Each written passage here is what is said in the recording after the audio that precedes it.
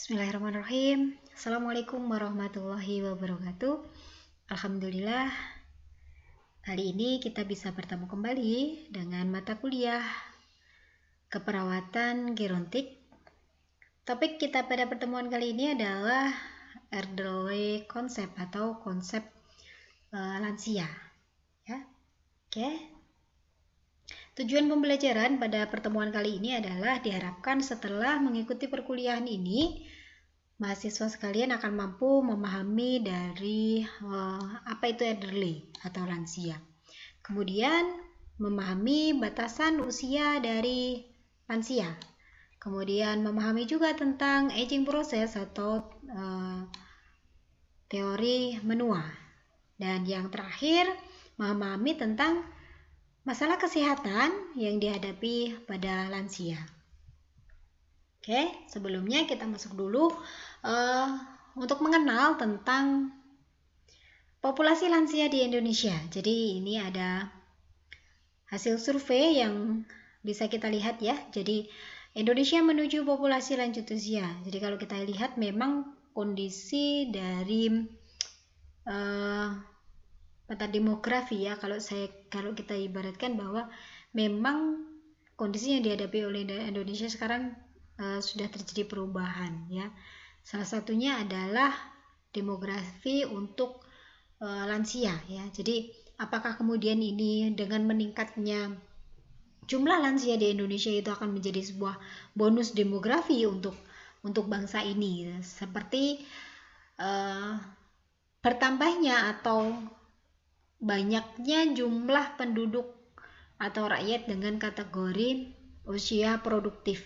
Nah, apakah kemudian lansia ini juga akan menjadi bonus demografi atau malah menjadi permasalahan untuk bangsa kita? Oke, sebelumnya kita lihat dulu.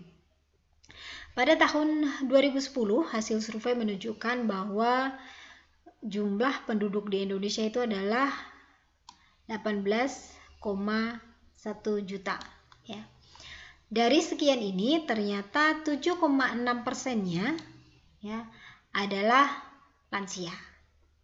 Nah, kemudian kita beranjak ya, diprediksikan di tahun 2025 jumlah penduduk lansia akan meningkat sejumlah berapa gitu ya? Sejumlah 33,7 juta. Jadi kalau kita lihat di sini ini lebih dari peningkatannya adalah lebih dari 15 juta ya, jumlah dari penduduknya. Oke.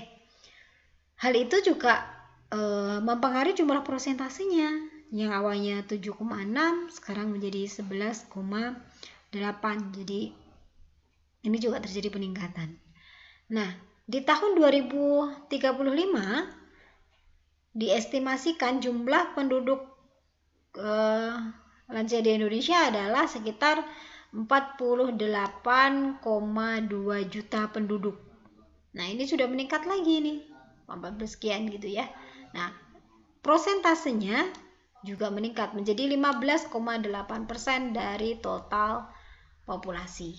Nah, kemudian ya, ini kita combine dengan data yang dipaparkan oleh BPS pada tahun 2015 bahwa jumlah penduduk lansia di Indonesia adalah sekitar 22.041.000 orang.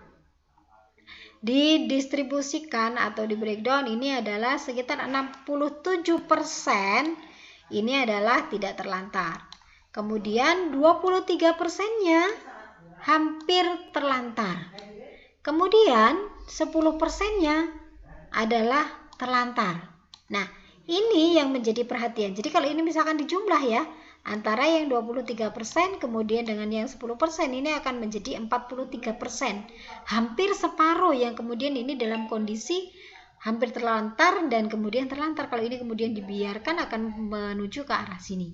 Nah, ini apakah akan menjawab bahwa jumlah lansia yang bertambah itu akan apakah menjadi bonus demografi untuk bangsa ini atau ini malah menambah permasalahan yang ada di Indonesia. Oke ya. Oke, kita beranjak berikutnya. Ini transisi struktur penduduk tua di Indonesia. Kalau kita lihat laporan dari Kementerian Kesehatan, ternyata dengan peningkatan jumlah penduduk itu juga diikuti peningkatan usia harapan hidup ya, usia harapan hidup pada lansia. Pada tahun 2010 UHH usia harapan hidup pada lansia adalah mencapai 69,8 tahun. Kemudian di tahun 2017 meningkat menjadi 70,9 tahun dan diprediksikan di tahun 2035 usia harapan hidup lansia di Indonesia adalah 72,4 tahun. Nah, ini berarti sama, apakah kemudian dengan usia 72,4 tahun ini akan menjadi permasalahan pada bangsa atau menjadi hal yang menguntungkan bagi bangsa ini ya. Oke, kita lanjutkan. Kemudian ini yang diproyeksikan ya, jadi kalau kita lihat tadi memang akan terjadi peningkatan jumlah penduduk dan itu juga diikuti peningkatan jumlah lansia yang ada di Indonesia. Oke ya. Nah, sekarang kita masuk ke topiknya, ke konsep lansia ya. Setelah tadi kita tahu backgroundnya posisi lansia yang ada di Indonesia. Nah, sekarang kita mencoba untuk mengenal ini sebenarnya siapa sih lansia itu ya. Siapakah lansia, kemudian yang termasuk kategori lansia itu yang seperti apa. Nah, ini coba kita akan mengulasnya. Oke. Lansia merupakan proses alamiah ya, proses alamiah yang terjadi secara terus-menerus, kemudian berkesinambungan ya, dari tahap awalnya adalah anak, kemudian menuju dewasa dan menjadi tua. Nah, kenapa ini disebut sebagai proses alamiah gitu ya? Proses alamiah karena ya, seiring dengan bertambahnya usia akan terjadi perubahan. Perubahan pada apa? Anatomi ya, strukturnya akan terjadi perubahan, kemudian fisiologisnya, fungsinya juga akan mengalami perubahan, kemudian proses biokimianya ya pada jaringan tubuh itu juga akan terjadi perubahan, bahkan sampai dengan terjadi penurunan ya, di mana hal tersebut akan mempengaruhi fungsi dan kemampuan tubuh secara keseluruhan. Ingat ya, secara keseluruhan. Nah, adanya perubahan seperti ini. Nah, ini disebut sebagai proses alamiah ya. Jadi kenapa ya pada saat kita kembalikan ke proses pertumbuhan dan perkembangan gitu ya, memang fase golden periodnya adalah di fase anak ya. Contohnya misalkan kalau kita melihat dari perkembangan otak gitu ya. Jadi mulai dari dalam kandungan, kemudian dia lahir, kemudian mencapai golden periodnya adalah di usia 3 tahun, kemudian itu mengawali perkembangan pesat gitu. Otak kemudian sudah dia mulai perkembangan sedikit tetapi sampai dengan stagnan dan pada fase lansia dia akan terjadi penurunan. Nah, itu adalah proses alamiah yang dia dialami pada rentang usia. Oke. Kita lanjutkan ya. Menua disebut sebagai proses menjadi tua gitu. Ya, makanya disebut menua, menjadi tua. Hilangnya suatu proses hilangnya secara perlahan-lahan. Hilang proses secara perlahan terkait dengan apa? Kemampuan diri untuk memperbaiki diri, regenerasi atau mengganti diri dan mempertahankan struktur serta fungsi normalnya. Ini yang perlu kita garis bawahi, bahwa kehilangan kemampuan untuk memperbaiki diri atau mengganti diri dan mempertahankan struktur fungsi normalnya. Dalam hal ini juga adalah ketidakmampuan untuk bertahan terhadap adanya jejas atau adanya infeksi. Sehingga kalau ini kita hubungkan dengan kondisi yang terjadi saat ini, adanya paparan infeksi dari coronavirus, kenapa kemudian lansia adalah masuk kategori yang resiko tinggi untuk terpapar atau terinfeksi, karena ini tadi ya. Oke. Kemudian siapakah yang bisa dikategorikan sebagai lansia atau yang disebut sebagai elderly gitu? Kalau kita lihat berarti apakah kemudian ada batasan usianya gitu. Nah, ini coba kita rujuk dulu. Yang pertama adalah batasan yang ditekankan oleh WHO ya. WHO membagi usia lansia itu menjadi 4 kategori. Yang pertama adalah ada middle age. Ya, middle age itu adalah kelompok usia dimulai dari 45 tahun sampai dengan 59 tahun. Ya, middle age atau yang disebut sebagai usia pertengahan. Kemudian elderly. Elderly itu dimulai dari usia 60 tahun sampai dengan 74 tahun. Oke, ini disebut sebagai lanjut usia. Kelompok yang ketiga adalah lansia tua atau old. Nah, ini dimulai dari berapa? Dari usia 75 tahun sampai dengan 90 tahun. Nah, kalau sudah lebih dari 90 tahun, dia masuk kategorinya adalah very old atau usia sangat tua. Ini adalah batasan kategori yang ditekankan oleh WHO. Oke. Nah, kemudian ini bagaimana dengan di Indonesia? Apakah kemudian Indonesia juga menggunakan kategori yang sama gitu ya? Nah, ini coba akan kita telusur lagi. Nah, coba akan kita lihat bagaimana kategori usia menurut Kementerian Kesehatan. Apakah terbagi menjadi 4 juga atau tidak? Oke. Kita melihat di Kementerian Kesehatan ini terbagi menjadi 3 ya. Yang pertama adalah pralansia. Pralansia ini adalah hubungannya dengan sama dengan yang dikeluarkan oleh WHO. Jadi usianya adalah mulai dari 45 sampai dengan 59 tahun. Ini masuk kategori pralansia. Oke. Kategori yang kedua adalah kategori elderly atau lanjut usia. Jadi usianya adalah 60 sampai dengan 69 tahun. Nah, kemudian ada lansia dengan risiko tinggi.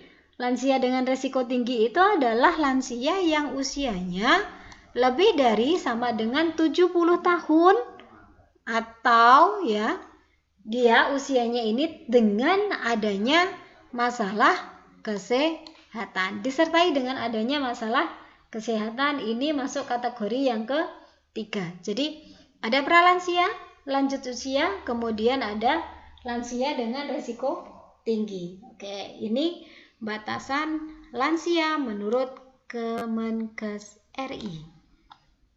Oke, kita lanjutkan. Nah, sekarang gimana ceritanya kok bisa menua, bisa menjadi tua? Nah, ini ada yang disebut sebagai aging process theory. Ya, ada mekanismenya atau ada tahapannya.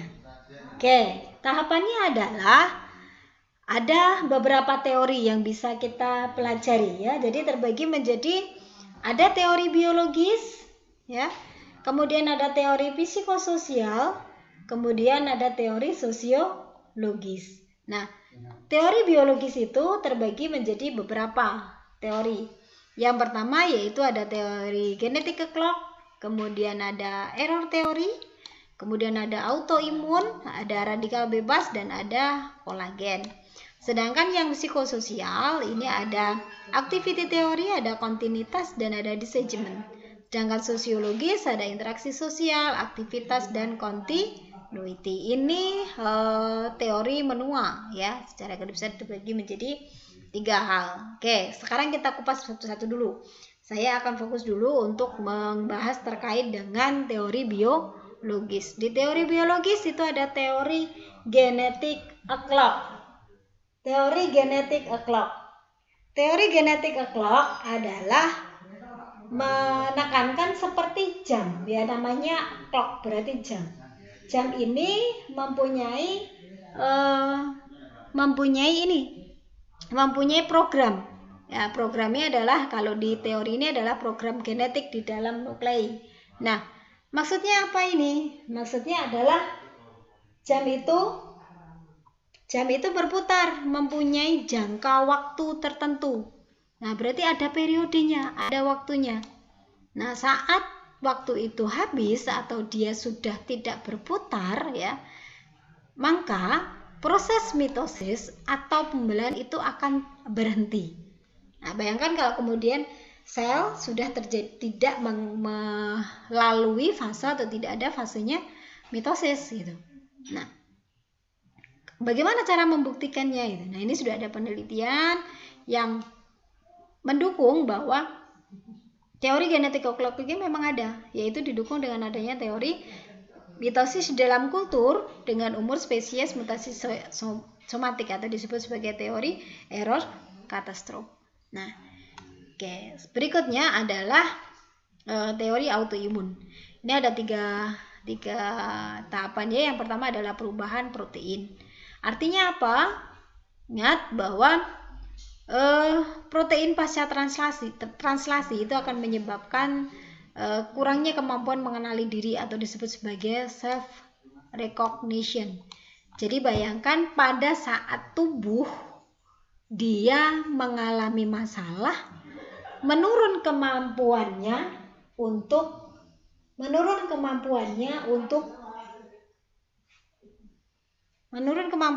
mengenali diri sendiri atau disebut sebagai self recognition. Nah, dia tidak bisa mengenali dirinya sendiri, sehingga apabila langkah ini kemudian berujung menjadi terjadinya mutasi somatik ya. Nah, apa itu mutasi somatik? Itu adanya kelainan pada permukaan yang menyebabkan bahwa sel itu jika ada ini kemudian dianggap sebagai sel asing. Ya, sel asing yang dia berusaha, karena itu dari dianggap sebagai sel asing, makanya dia berusaha untuk melawan atau menghancurkan. Lah, ada destruksi di situ. Nah, begitu dia sudah melawan adanya ini, nah bisa kita bayangkan bahwa kemudian akan berdampak pada peningkatan prevalensi antibodi pada lansia. Nah, itu bahayanya. Kemudian terjadi penurunan imunitas ya. Penurunan imun atau daya serang dari tubuh itu untuk antigen ya. Daya serang antigen itu menurun. Sehingga ini juga akan mempengaruhi sel patologis di mana kondisinya akan semakin meningkat sesuai dengan bertambahnya usia. Oke, berikutnya adalah teori radikal bebas atau free radical ya.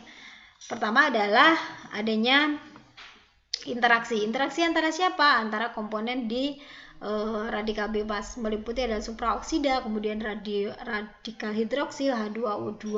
Nah, apabila ada interaksi antara tubuh dengan komponen dari radikal bebas ini, nah ini bahayanya bisa terjadi destruksi, ya, akan terjadi kerusakan. Kerusakan pada apa? Nah, interaksi itu, hubungan itu akan menyebabkan rusaknya pada DNA atau protein yang ada di dalam DNA dan juga asam lemak. Nah, ini akan mengalami perusakan. Bayangkan kalau kemudian DNA mengalami kerusakan, apalagi proteinnya, yang kita pahami benar bahwa protein itu fungsinya sangat penting di dalam tubuh kita. Nah, apabila ini kemudian rusak, nah dampak berikutnya adalah bisa mengalami kematian sel ya. Jadi semakin bertambah usia, radikal bebasnya banyak yang terbentuk sehingga terjadi perusakan, sehingga sel akan mengalami rusak sampai dengan selnya mengalami kematian. Oke. Itu yang saya kupas adalah terkait yang biologis. Dengan yang lainnya nanti bisa dilanjutkan dengan membaca banyak referensi ya. Kita beranjak berikutnya adalah ke faktor yang mempengaruhi aging atau proses menua ya. Ternyata ada faktor pencetusnya, sehingga kadang kalau kita pernah mendengar bahwa ada penuaan dini gitu ya. Jadi ada penuaan dini, nah ini kenapa? Pemicunya apa? Oke, yang pertama kita bahas dulu gitu ya. Yang pertama adalah adanya genetik atau herediter. Maksudnya bagaimana gitu? Nah, jadi kita jangan bayangkan bahwa yang diwariskan itu hanya berupa material ya, bisa rumah, tanah gitu ya. Kemudian kendaraan atau yang sifatnya material, tetapi ternyata gen ya atau DNA itu kita pahami sendiri bahwa itu juga diturunkan atau diwariskan. Nah, ini ternyata kalau memang ada problem dari struktur dari DNA-nya atau ini berhubungan dengan herediter ya. Nah, ini memang ya tidak bisa diubah faktor ini. Nah, berikutnya adalah nutrisi. faktor berikutnya adalah faktor nutrisi. Sejauh mana nutrisi ini kemudian akan memberikan kontribusi pada penuaan dini. Nah, ingat nutrisi ini ada banyak komponennya. Kalau kita pahami ada protein, kemudian ada vitamin gitu ya. Pada saat protein itu tidak tercukupi oleh tubuh, bagaimana kemudian tubuh akan melakukan proses salah satunya nanti untuk melakukan regenerasi sel. Nah, bahan bakarnya tidak ada. Nah, apa yang kemudian akan dipakai? Nah, ini bisa mempengaruhi nanti terjadinya proses penuaan. Contoh lain misalkan ya, yang mudah kita pahami juga adalah pada saat nutrisi untuk kulit. Harusnya kulit itu mendapatkan nutrisi yang cukup dari makanan atau asupan yang dikonsumsi setiap hari. Manakala dia tidak terpenuhi, apa yang akan terjadi? Ya, kesehatan kulitnya akan menurun, mulai dari elastisitasnya, kemudian mulai dari kalau kita lihat secara ini adalah kelembapannya ya mungkin memang dilihat dari usianya dia masih muda, belum masuk kategori lansia, tetapi karena ada problem nutrisi ini sehingga akan mempengaruhi proses metabolisme yang ada di dalam tubuh, termasuk hubungannya adalah dengan sel. Nah, berikutnya adalah status kesehatan. Ya, kita tidak bisa memungkiri bahwa status kesehatan itu pasti akan mempengaruhi. Pada saat seseorang sering mengalami sakit, ya, otomatis selnya akan berusaha untuk melindungi diri. Nah, apabila kemudian itu terjadi terus-menerus, nah ini juga akan berdampak nantinya pada proses menua. Kemudian pengalaman hidup, ya, pengalaman hidup ini lebih arahnya adalah gini. Orang yang kemudian banyak interaksi tadi ya, salah satunya adalah interaksi, banyak ketemu dengan banyak orang dengan berbagai banyak karakter, kemudian itu juga akan memicu terjadinya konflik atau kemudian yang memicu adanya tekanan dan sebagainya, itu juga akan mempengaruhi. Kemudian lingkungan dalam hal ini adalah lebih banyak ke lingkungan bisa sifatnya adalah lingkungan eksternal itu ya, lingkungan yang berasal dari luar. Manakala seseorang tinggal di lingkungan yang tingkat polusinya tinggi ya, kemudian radikal bebasnya banyak, nah itu juga akan memicu, akan mempercepat proses dari penuaan. Dan berikutnya adalah stres. Ya, stres ini jelas tidak bisa dipungkiri, ini adalah sebagai pemicu terbesar. Manakala seseorang itu stres, berarti akan berpengaruh terhadap selnya. Selnya juga akan ikut stres kalau kita mempelajari dari ilmu psikoneuroimunologi. Nah, ini merupakan faktor penyebab dari penuaan ya. Oke, berikutnya pada lansia, apakah kemudian akan ada masalah kesehatan? Tentunya iya. Kalau kita lihat dari proses menua tadi, akannya terjadi penurunan anatomi, fisiologis, biokimia, pasti akan muncul masalah kesehatan. Makanya kan di awal tadi saya berikan gambaran apakah kemudian dengan jumlah lansia yang meningkat itu merupakan suatu bonus atau merupakan penambahan masalah baru. Nah, kalau jumlahnya banyak, kemudian lansianya adalah lansia yang sakit, nah ini kita bisa memperkirakan ini akan menjadi permasalahan atau akan menjadi problem untuk bangsa. Oke, apa yang akan terjadi ya pada perubahan kesehatannya adalah diawali dari perubahan sel ya, perubahan sel di mana jumlah selnya menurun, ukuran selnya menjadi lebih besar. Kemudian jumlah cairan tubuh dan yang ada di intraseluler juga akan berkurang. Nah, ini bisa memahami bahwa tubuh kita paling banyak terdiri dari cairan. Manakala cairan itu berkurang, nah ini apa yang akan terjadi di dalam tubuh kita ya? Selnya akan terjadi dehidrasi dan seterusnya. Kemudian proporsi protein, ingat ya, proporsi protein di organ vital, mulai dari otak, kemudian otot, ginjal, darah, proporsinya menurun. Nah, protein punya potensi atau peran yang besar di dalam sel kita. Manakala ini menurun jumlahnya, ya jelas akan berpengaruh gitu ya. Oke, kemudian jumlah sel otak juga menurun, terjadi atrofi. Ini nanti ujungnya akan terjadi problem pada kognitifnya.